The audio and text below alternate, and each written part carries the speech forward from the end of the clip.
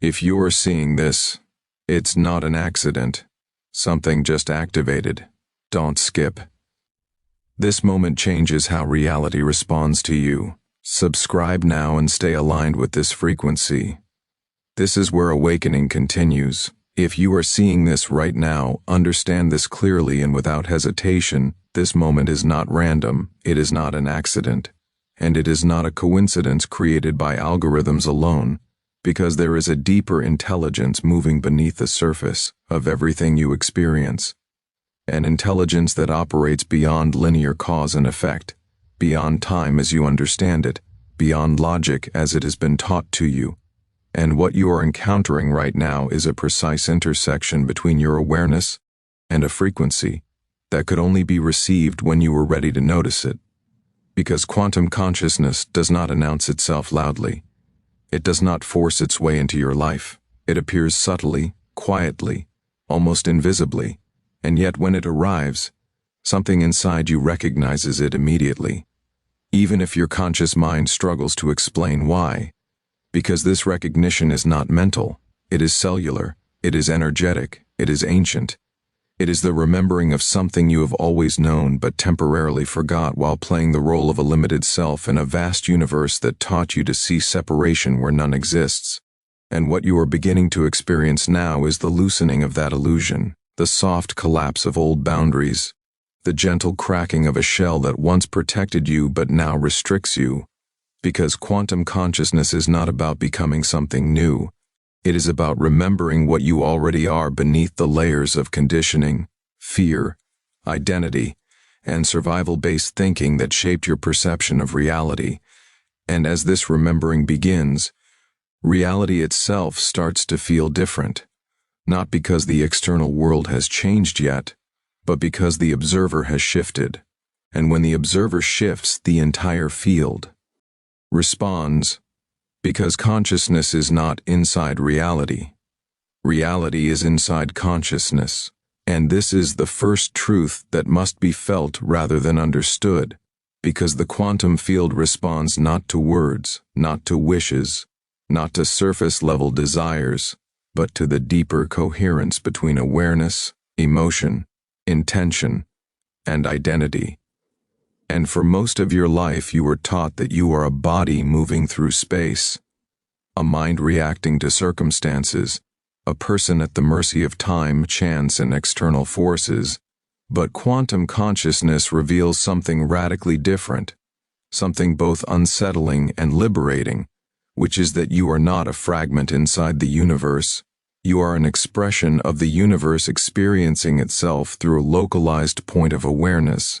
And when this realization begins to stabilize, even briefly, synchronicities start appearing not as miracles but as natural feedback, subtle alignments that reflect internal coherence rather than external luck, moments where things fall into place without force, conversations arrive at the right time, information finds you exactly when needed, and opportunities emerge not through struggle but through resonance. Because the quantum field does not reward effort alone, it responds to alignment, and alignment occurs when resistance dissolves, when fear loosens its grip, when the nervous system stops bracing against life and begins to flow with it. And this is why fear has always been the primary mechanism of control, because fear collapses awareness into survival mode, narrowing perception, compressing time, cutting you off from the broader field where creativity, intuition, and higher intelligence operate. And when fear dominates, reality feels heavy, slow, repetitive, and deterministic. But when fear softens, even slightly, something extraordinary happens. Time seems to stretch, possibilities multiply, and the sense of being trapped inside a fixed story begins to dissolve. And this is the threshold you are crossing now, whether consciously or unconsciously. Because the fact that this message reached you at this precise moment is itself a reflection of resonance, not chance. And as you listen, even passively, patterns inside you are being reorganized, not by force, not by persuasion, but by recognition, because truth does not need to convince. It only needs to be remembered, And remembrance is the most powerful activation there is, because once something is remembered at the level of being, it cannot be unseen. And from that point forward, reality no longer behaves in the same way, not because the rules have changed, but because you are no longer playing by the assumptions that once constrained you. And this is why quantum consciousness is often misunderstood as fantasy or abstraction, when in truth it is deeply practical, because it changes how you relate to thought, emotion, time, identity, and meaning, revealing that thoughts are not passive, emotions are not secondary, and attention is not neutral, because attention is the currency of consciousness, and wherever it is placed, energy follows, structure forms, and experience crystallizes. And this is why the most important shift is not in what you want, but in who you are being while wanting it. Because the quantum field mirrors identity, not desire. And when identity shifts from lack to wholeness, from fear to trust, from separation to connection, manifestation stops feeling like effort and starts feeling like alignment. And this is not something that happens all at once. It unfolds in layers, moments of clarity followed by moments of doubt, expansions followed by contractions. Because awakening is not an escape from humanity, it is a deeper embodiment of it, where you learn to hold paradox, to exist between certainty and mystery, to act without forcing outcomes, and to trust without abandoning discernment. And as this integration deepens, you may notice old patterns losing their grip, relationships shifting or falling away, interest changing, tolerances decreasing for environments that drain rather than nourish. And this is not loss. It is recalibration, because quantum consciousness reorganizes priorities not through discipline but through resonance, and what no longer matches your frequency naturally fades, while what aligns begins to draw closer without effort. And this is the beginning of conscious creation, not creation through control, but creation through coherence, where your inner state becomes the primary influence on your outer experience, and from this point forward, nothing is truly ordinary anymore, because every moment becomes a feedback loop between awareness and reality. Every choice becomes a tuning mechanism, every reaction an opportunity to either reinforce old patterns or open new pathways. And the more present you become, the more clearly you begin to see that life is not happening to you, it is happening through you. And this realization, once stabilized, changes everything. As this awareness continues to unfold, something subtle but profound begins to shift in how you experience time. Because quantum consciousness does not operate in a strictly linear framework, it recognizes time as a flexible dimension shaped by attention, emotion, and expectation. And this is why moments of deep presence feel timeless, while moments of fear feel compressed and heavy. And as your awareness expands, you begin to sense that the future is not a fixed destination but a probability field, a landscape of potential outcomes that respond dynamically to the state of consciousness observing them, which means that every moment of presence slightly reshapes what is possible next, not dramatically at first, not in ways that feel cinematic or exaggerated, but in subtle adjustments, gentle redirections, small shifts that compound over time. And this is where many people misunderstand manifestation, expecting instant results while overlooking the deeper transformation that must occur first. Because the quantum field does not respond to impatience, it responds to coherence, and coherence takes time to stabilize, especially in a nervous system that has been trained for survival rather than trust. But as coherence grows, you may notice that reactions soften, that pauses appear between stimulus and response, that intuition becomes clearer, not louder but quieter, more precise, less dramatic, and more reliable. And this is the voice of the higher self, not as an external guide, but as an internal alignment between thought, emotion, and action. And when this alignment becomes consistent, reality begins to feel more responsive, not because you are controlling it, but because you are no longer resisting it. And resistance has always been the true source of suffering, not pain itself, but the contraction against what is.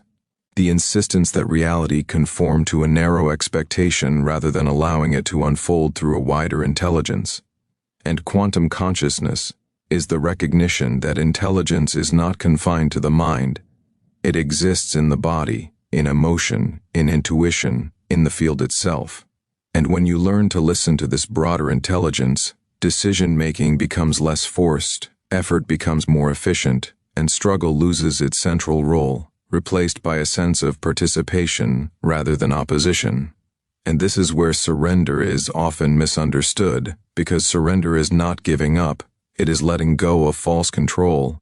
It is releasing the illusion that force is the primary means of creation, and discovering that alignment is far more powerful than effort alone. And as this understanding deepens, fear no longer disappears completely, but it loses its authority, becoming information rather than command, a signal rather than a directive. And this changes how you move through the world, because when fear no longer dictates your choices, creativity expands, authenticity increases, and the need for external validation diminishes, replaced by an internal sense of coherence that does not depend on approval or certainty. And this is the state from which true influence arises, not influence over others, but influence within the field, where your presence itself becomes stabilizing, where your energy affects environments without words, where your choices ripple outward in ways you may never fully see. And this is why quantum consciousness carries responsibility as well as freedom, because awareness amplifies impact, and what you embody matters more than what you say. And as this realization integrates, life becomes less about chasing outcomes and more about embodying states, less about achieving and more about aligning, less about proving and more about being. And this is where peace emerges, not as passivity but as grounded clarity, a calm intensity that does not rush but does not hesitate, that moves when movement is aligned and rests when stillness is required. And from this state, manifestation becomes natural, because you are no longer trying to pull reality toward you, you are meeting it where it already wants to go. And this is the paradox at the heart of quantum consciousness, that when you stop forcing life, life begins to cooperate, not because it was resisting you, but because you were resisting it.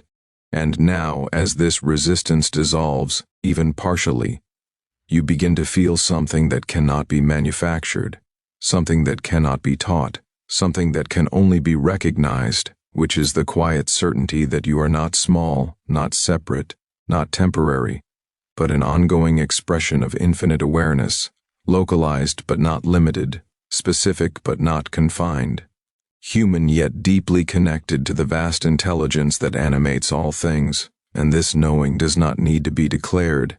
It does not need to be defended. It simply becomes the ground from which you live. And from this ground, everything changes, not all at once, not dramatically, but inevitably. Because once consciousness expands, it does not return to its previous state.